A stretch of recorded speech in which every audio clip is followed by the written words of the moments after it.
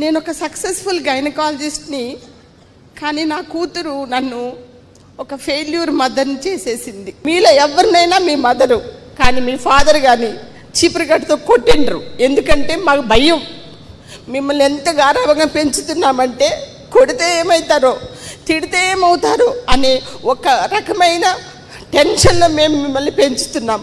కానీ మీరు చిన్న చిన్న విషయాలకి సూసైడ్ చేసుకొని నాలాంటి తల్లిదండ్రుల్ని నేను ఇప్పటికీ అలా రోజు పొద్దున నేను ఏడవని రోజంటూ ఉండదు.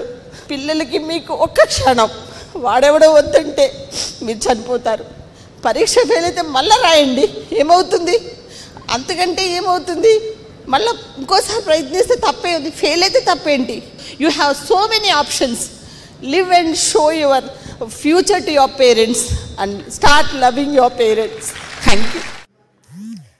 ఈ తల్లి పడే బాధ ఇకపై ఏ తల్లి పడకూడదన్న ఒక్క ఆలోచనతోనే ఈ వీడియో మీకు మా ఛానల్ ద్వారా చూపిస్తున్నాం. ప్లీజ్ అర్థం చేసుకొని దయచేసి మీకు వీలైనంత వరకు షేర్ చేయండి. Thank you.